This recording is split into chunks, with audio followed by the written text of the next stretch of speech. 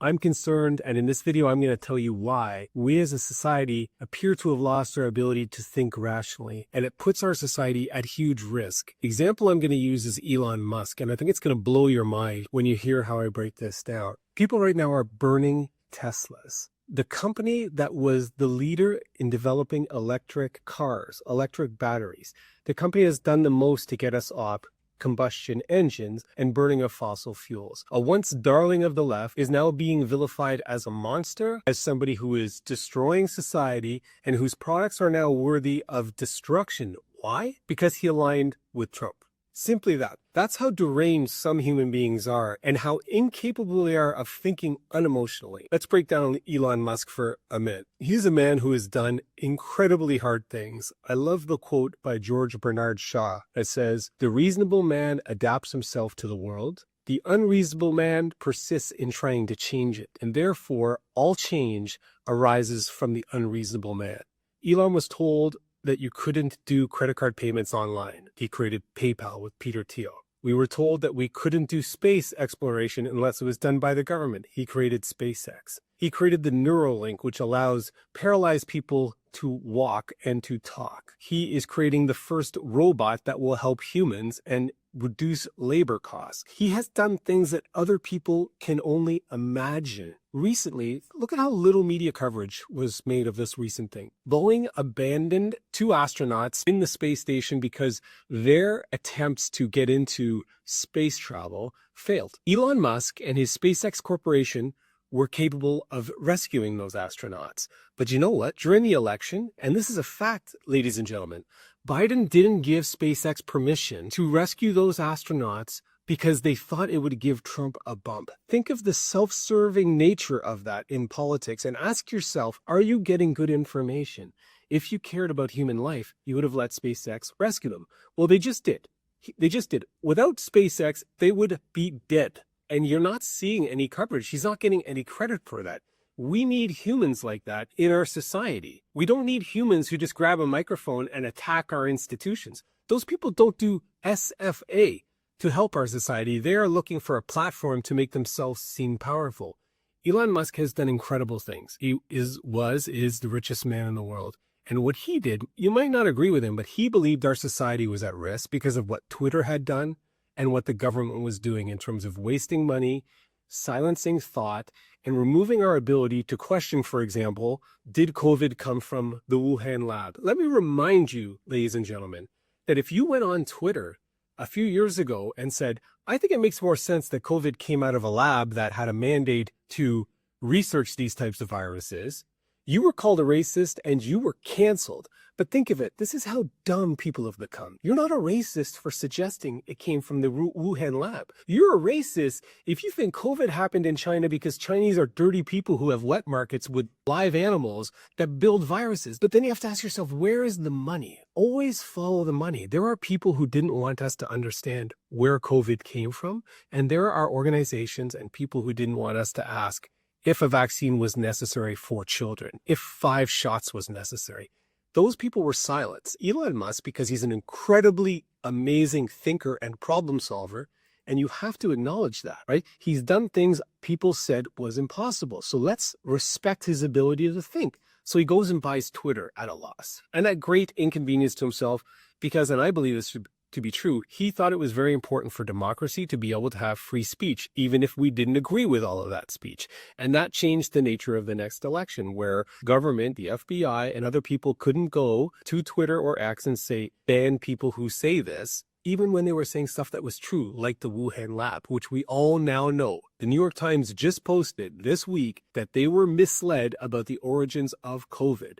But they canceled people who suggested it came from a lab years ago. This is important to us. Elon is a force of change in the world. I think he's a force of good by introducing electric cars, space travel, solar panels, Neuralink. And I think he's a force of good because he's addressing huge government waste. But look, people are vilifying him. Why do you ask? I ask myself, who is the loudest at criticizing Elon Musk for suspending his 100% focus on building businesses and getting to Mars, and instead helping the United States administration deal with massive waste? It's because he's smart enough to understand that the deficit is a catastrophic event that's waiting to happen. Most of us don't care because we're just saying, how much money can I get this month? What can I buy next month? What's my credit card payments? But he's smart enough to understand problems at a level 99.9% of the people can't. And he understood that the deficit could destroy America. Nobody in Canada is talking about this because our heads are so far up our butts that we can't see sunlight for days.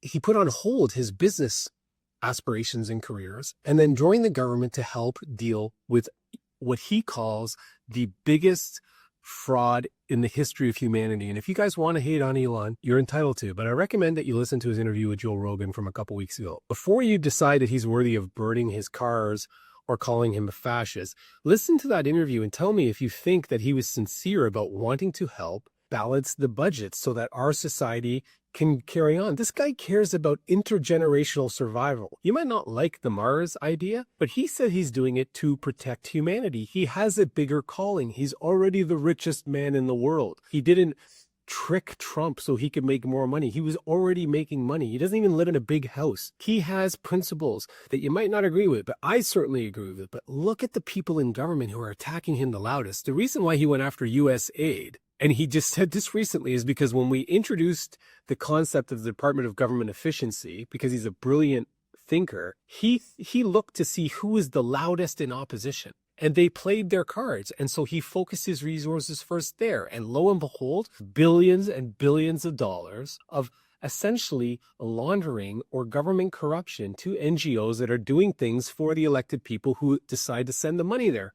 This is huge. If you ask me, Elon is one of the biggest candidates for the Nobel Peace Prize I've ever seen. We all forgot that his Starlink was instrumental in Ukraine fighting off complete Russian takeover of their country. That technology was critical. Nobody remembers that. He didn't make any money off of that. But people are trying to vilify him.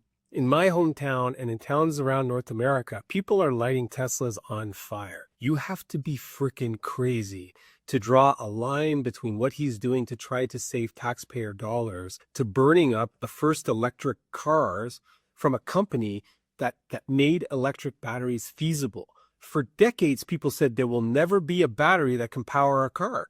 Elon Musk invested and developed that technology with Tesla. And now we have electric cars all over the place. You want to see another example of how out of their minds people are? Olivia Chow in my region of Toronto, she's the mayor of Toronto. Absolute batshit crazy, if you ask me. So she bans Tesla from the electric vehicle tax credit. Why? Because Elon is a friend of Trump? Does that make logical sense to you from any kind of business perspective? It's absolutely batshit crazy. And it goes against that we're taking all the U.S. wines off the shelf. Why are other U.S. vehicles allowed to be part of this, right? I want to point out how people aren't thinking. You think it's a sacrifice, or you're doing your patriotic duty by saying, I'm not buying U.S. wine, but you're still driving a U.S. car. Sacrifice means losing something. If you really believe the U.S. is that bad, sell your U.S. car. Go buy a freaking Renault and align yourself with France if you think that's good for Canada. But right now, we have the most powerful man in the world, Donald Trump. We're pissing him off. And then we have the most accomplished business leader in human history, maybe beyond Benjamin Franklin probably, and we're vilifying him. And who is vilifying him? People who don't do hard things are attacking people who do hard things. And I would give you a word of caution. When people who don't do anything else other than tear people down and attack people who do hard things, pause and think deeply before you get behind that cause. Because I think what you're seeing is people who are tied to an identity are attacking Elon Musk, who is tied to humanity. And humanity is at stake here, and we shouldn't let small-minded people who are trying to protect their identity try to tear down one of the greatest forces of good in human history. Keep thinking. Keep asking questions and engage in dialogue with people you disagree with and see if you can be friends afterwards, because by God, a lot of people are losing good friends because they don't want to have good debate.